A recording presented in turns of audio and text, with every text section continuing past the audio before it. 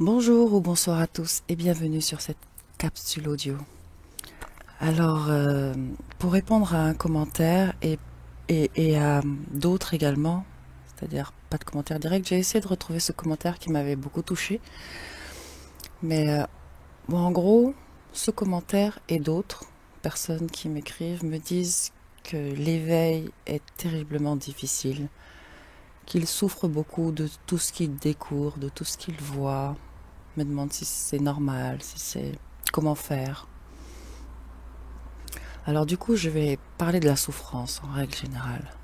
Ça me semble mieux. Parce que cette personne, ce qui m'avait touché, c'est que cette personne me disait que peut-être il était mieux de ne rien savoir, de rester ignorant de toute chose et que peut-être on était plus heureux ainsi. Alors ça, c'est vraiment la psychologie qui parle là. C'est vraiment les peurs ancrées dans la psychologie qui parlent parce que nous avons des yeux et parfois avec ces yeux nous pouvons voir des choses qui nous horrifient mais qui nous font prendre conscience. Mais ce qu'on a vu, ça nous fait mal. Alors est-ce qu'on doit s'enlever nos yeux pour ne plus voir des choses qui nous font mal? Est-ce qu'on doit s'enlever nos oreilles pour ne plus entendre des choses qui nous font mal, qui nous blessent?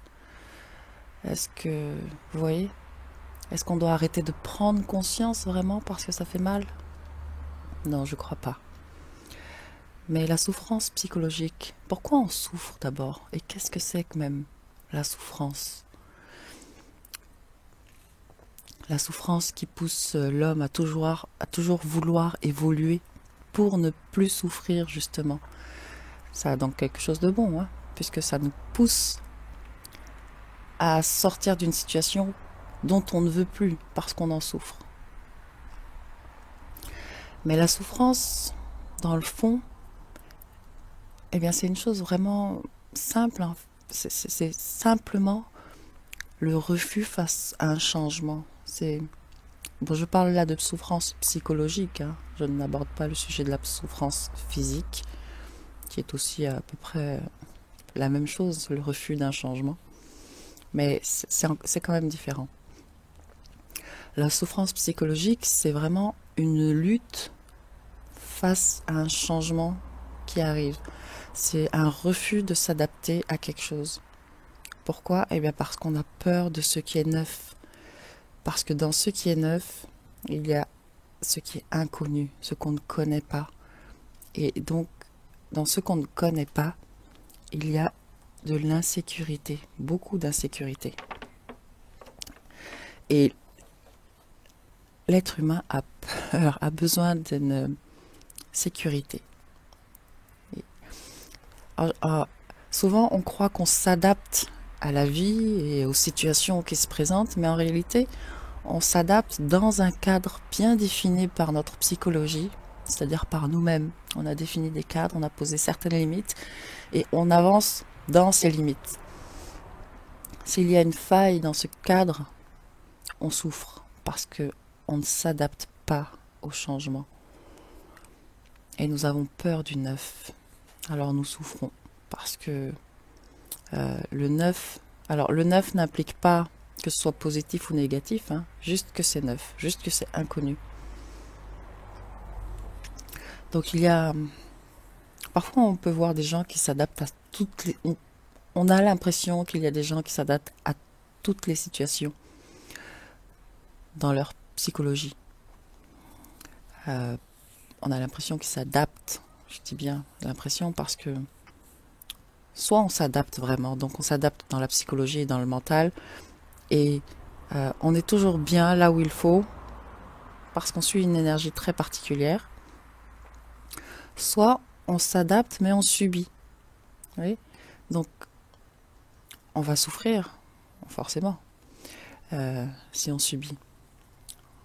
On pourrait ne plus souffrir, mais dans notre cadre d'évolution, on va quand même évoluer parce que, eh bien, on va subir sans rien faire. On va s'adapter, mais on va quand même se soumettre à la situation. C'est-à-dire qu'une personne qui va perdre son emploi va accepter la situation, ok, elle va s'adapter à la situation, mais elle ne va rien faire pour rebondir. Elle ne va pas se remettre en action pour changer cette situation. Donc petit à petit, son cadre va évoluer parce qu'elle va être en manque d'argent, par exemple, ou quelque chose comme ça. Elle va juste accepter la situation. Se dire, allez, advienne que pourra. Mais non, ça, c'est pas s'adapter à la situation. Ça, c'est s'adapter, oui. Donc, pas de souffrance psychologique, mais en même temps, c'est subir. Donc, voilà, en général, la souffrance vient du fait qu'on lutte contre la destruction de ce cadre psychologique de sécurité, en fait. Et la recherche de la sécurité, elle, est liée à la peur. Donc, deux énergies qui vont tout à fait ensemble, qui se suivent, mais qui ne se ressemblent pas du tout. Puisque nous recherchons la sécurité parce que nous avons peur. Et nous avons peur de quoi? Eh ben, nous avons peur de l'inconnu. Donc, nous préférons créer un cadre psychologique sécurisant à partir de tout ce qui est connu. Et là, nous sommes bien. Parce que nous n'avons plus peur, on connaît, ça est bon.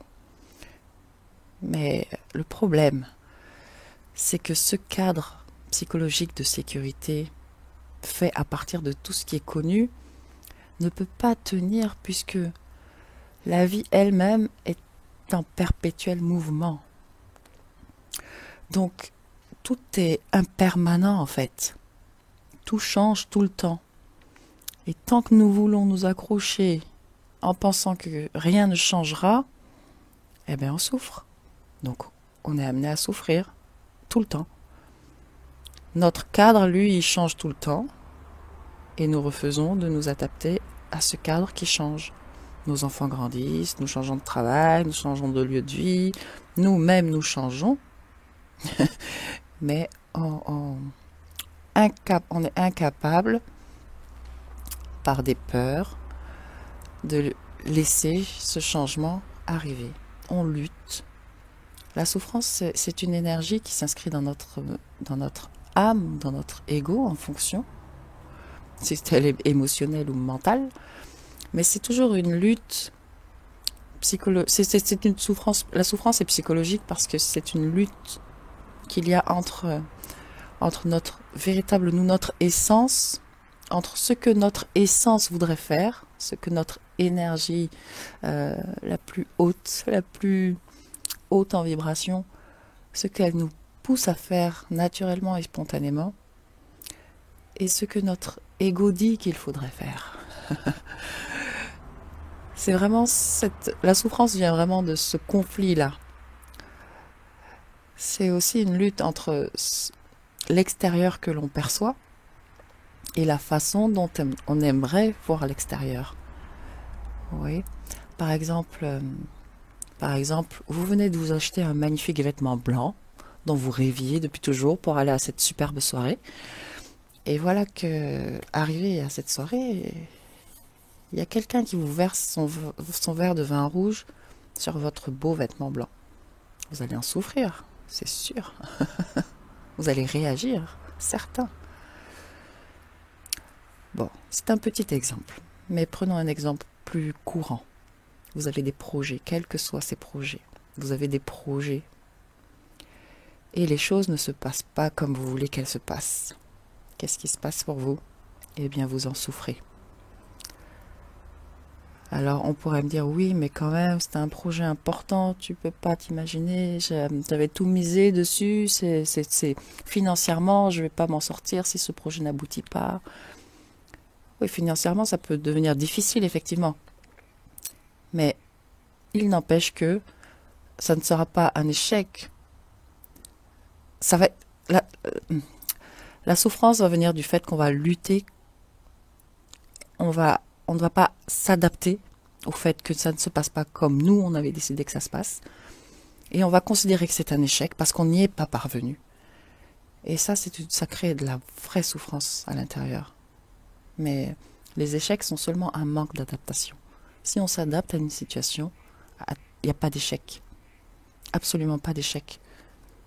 Et non seulement il n'y a pas d'échec, mais en plus, lorsque l'on ne génère pas cette énergie de souffrance en nous, eh bien on dispose de notre véritable énergie. Et alors, on trouve la solution de façon quasi spontanée, immédiate. facile en tout cas. Donc, oui. Vous savez, celui qui a 1 euro en poche et qui perd ses 1 euro, eh bien, il s'adaptera toujours mieux que celui qui a 100 000 euros et qui perd ses 100 000 euros.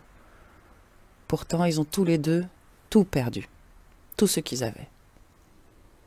Donc, il y a une notion de relativité aussi dans ce cadre psychologique.